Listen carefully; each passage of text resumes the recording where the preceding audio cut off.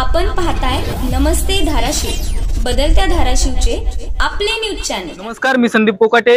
नमस्ते धाराशिवच्या मतदारांचा कौल या विशेष कार्यक्रमामध्ये आपल्या सर्वांचं स्वागत करतो। आज आपण वाशी तालुक्यातील सारोळा मांडवा या गावामध्ये आज आलेलो आहोत। आपल्या सोबत इथले मतदार वर्ग आहे। आपण एकंदरीत चर्चा करणार आहोत की कुठल्या मुद्द्यांना डोळ्यासमोर ठेवून इथला मतदार राजा हा मतदान करणार आहे। मला सांगा, लोकसभा लागलेली आहे, कुणाची पसंती तुमची? तशी पसंती काहीच नाहीये, आम्ही फक्त आरक्षणावर बोलणार आहेत। दोन पर्याय आहेत, त्यापैकी एक ओमराजे आहे तर दुसरीकडे अर्चना पाटील यांचं नाव समोर येते। तुमची पसंती कोणाला असणार आहे? ओमराजे। महायुतीचं काय नाही, ओमराजे। 10 वर्ष मोदी सरकार होतं। 10 वर्षाचा कार्यकाळ तुम्हाला शेतकरी म्हणून किंवा कृषीच्या संदर्भात सकारात्मक वाटतोय? केंद्रामध्ये सकारात्मक वाटतंय ना। केंद्रामध्ये म्हणजे केंद्रामध्ये तुमची पसंती कोणाला आहे? एकीकडे राहुल गांधी आहेत, दुसरीकडे नरेंद्र मोदींना आहे। आणि जिल्ह्यामध्ये कोणाला असणार आहे? खासदार ओमराजे एकीकडे आहेत म्हणजे उमेदवारीसाठी, आणि दुसरीकडे अर्चना पाटील आहेत महायुतीला। कसं आहे गावचं वातावरण, राजकीय वातावरण कसं आहे? ओमराजे। मला सांगा, जिल्ह्यामध्ये मागील 5 वर्ष ओमराजेंचं स्वतः खासदार राहिलेले आहेत, काय वाटतंय, विकास झालाय? काम मार्गी लागतील ओमराजेकडून? लागतील ना, लागल्यात बिन लागतील बी। तुमची पसंती कोणाला आहे? आहे ना पसंती, ओमराजेला आहे ना। ओमराजे। तुम्हाला काय वाटतं बाबा, कोण होईल खासदार? ओमराजेच येणार। ओमराजे। जरांगे बदलाला, जरांगे पाटील म्हणते। तुम्हाला काय वाटतं, कोण होईल खासदार? जरांगेच। जरांगे पाटील म्हणते, कोण होईल खासदार? महायुतीचा। महायुतीचा। ओमराजे। निवडणुका लागलेल्या आहेत, पसंती कोणाला असणार आहे तुमची? ओमराजे। सोयाबीनचा भाव फक्त कमी करा म्हणा, ह्याच्यापेक्षा मोदी निवडून येईल। 2500 रुपये भाव करायचा सोयाबीनचा, मग शेतकरी दानाला मिळते 4000 कशाला? 4000 नाही, 2500 पाहिजे म्हणजे शेतकरी काहीच दिलेलं नाही ना मोदी सरकारनं।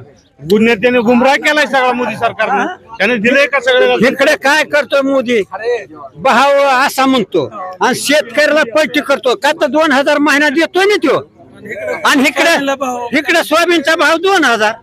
राहुल गांधीचं सरकार आलं तर सरकार शेतकऱ्यांप्रती सकारात्मक हे चांगलं होतं। त्याच्या बहिणीने बापानं माईनं खडी फोडून जगविली। काँग्रेस सरकार। तुमची पसंती कोणाला आहे? नरेंद्र मोदी। कमी भाव आहे, पण गेल्या वर्षी खूप भाव होता। राज्यामध्ये फडणवीस साहेब आणि केंद्रामध्ये नरेंद्र मोदी साहेब यांचा विजय पक्का आहे।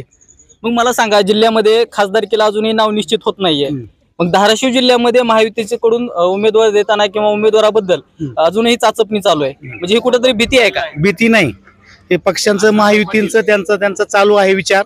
जो पक्ष उमेदवार देईल त्यांना सगळे लोक मतदान करणार। एवढी गोची का होते? जर एकीकडे सगळीकडे चांगल्या पद्धतीचं सरकारने काम केलं असेल तर मग असं का होतंय? राजकारणाचा भाग असतो हा, चाचपणी करून योग्य उमेदवाराची निवड करणे किंवा मित्र पक्षांची मनधरणी करणे, यामुळे त्यांनी हा विषय मुद्दाम पेंडिंग ठेवलेला आहे।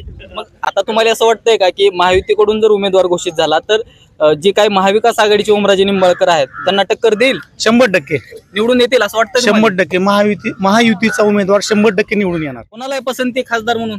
ओमराजे।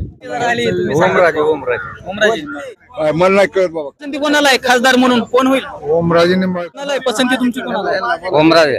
ओमराजे। जरांगे पाटील। आरक्षणाला सपोर्ट करी, हा, अशा उमेदवाराला मतदान करू आम्ही। सपोर्ट करणार जे आहेत. ओमराजे सपोर्ट केला म्हणून त्यांना निवडून यावं। जिल्ह्यामध्ये पसंती ओमराजेला। तुमची पसंती कोणाला आहे खासदार? ओमदादा। का बरं, काय वाटतं की ओमराजे झाले? ओमराजे माणूस असा आहे की वैयक्तिक म्हणजे तो काम जरी नाही केलं त्याने तर प्रत्येक कुठल्या बी अडचणीला फोन उचलून प्रत्येक माणसाला तो सपोर्ट करतो, म्हणून फक्त आपल्याला जिल्ह्यामध्ये खासदार म्हणून पसंती कोणाला आहे? एक विषय सांगायचा म्हणजे एक महत्वाचा विषय, तानाजीराव सावंत निवडून आल्यापासून एकदा आमच्या गावात आलेला नाही, आणि जरी आला होता तरी 10 मिनिटं आलता फक्त। आमची सगळी पसंती फक्त ओमराजेला, आमच्या टोटल गावातला म्हणला ओमराजेलाच जाणार। कारण का, शून्यातून म्हणजे गरीबातला गरीब जरी माणूस त्या माणसाला फोन केला तर तो माणूस तातडीने स्वतः पीए कडनं फोन देतो, स्वतः फोन उचलतो तो। मग आमची पसंती दुसऱ्या माणसाला जाऊ शकत नाही ना। आणि विषय काय, गरीबाचे विषय काय आहेत की बाबा काडी अडचणीला कोण फोन उचलतो, काय करतो, बाकीचे काय करतात, पीए बोलतो काय बोलतो, काय करायचं आम्हाला? जो माणूस वैयक्तिक आमच्या म्हणजे त्रास जो होता आम्हाला ते कुठल्याही गोष्टीचा, जी जागच्या जागेवर विषय सॉल्व्ह करणारा माणूस जो आहे तो ओमराजे। खासदार माणूस असून सुद्धा आम्ही पसंती त्याला, कारण गरिबाची जाण ठेवणारा माणूस आहे। खासदार म्हणून पसंती कोणाला आहे जिल्ह्यामध्ये? Only one Omraje. का बरं, का वाटतंय 5 वर्ष होते ओमराजे निंबाळकर? काय सुद्धा नाही. तुम्हाला सांगतो ओमराजेंनी सगळे प्रश्न दिल्लीला सुद्धा मांडलेले आहेत. अजिबात नरेंद्र मोदींनी तुम्हाला सांगतो कुठलाही प्रश्न सोडविलेला नाही. काय वाटतंय तुम्हाला, कुठले मुद्दे आहेत तसे? मुद्दे शेतकऱ्याच्या बाबतीतलेच मुद्दे आहेत ना. सोयाबीनच्या भाव नाही, कापसाला भाव नाही. इकडे नुसतं द्यायचं केवायसी कर, 2000 टिकल्या. इकडे भाव कापसाला सोयाबीनला मारला. मग मला एक सांगा की केंद्रामध्ये जर राहुल गांधीचं सरकार आलं तर तुम्हाला वाटतंय की शेतकऱ्यांप्रती सकारात्मक धोरण राबवलं जाईल? हो, शरद पवारांनी त्यांनी राबविलेलंच धोरण आहेत. तळ्यात मुतून पाणी पाजले आम्हाला. 1000 रुपयाचा घोटाळा असून सुद्धा तिकडच, आणि इकडे बॉम्ब लावायचं. बाकीचं काय दुसरं?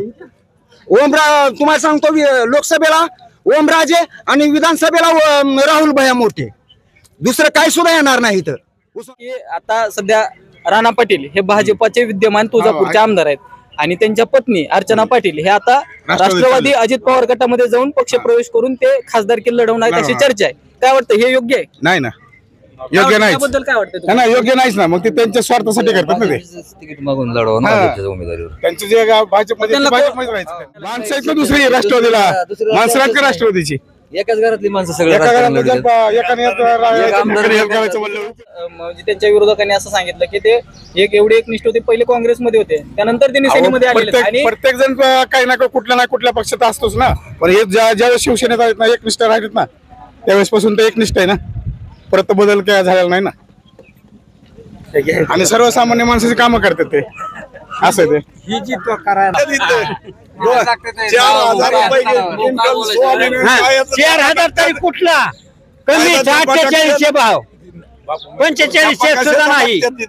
ईडीचा येऊन इथं शेतकऱ्यावर तिथं काय करते? स्वतः नेली 46 पट्टी, 46 पट्टी 44 पैसे नाही रे. जिल्ह्यामध्ये पसंती कोणाला आहे? ओमराजे. ओमराजे. का बरं ओमराजे? का? कामच त्यांचं तसं आहे. आमच्या आरक्षणासाठी बोलल्यात, सगळ्यासाठी बोलल्यात, काम चांगले त्यांचं. जिल्ह्यामध्ये राणा पाटलांनी काय केलं? राणा पाटलांनी काय केलं?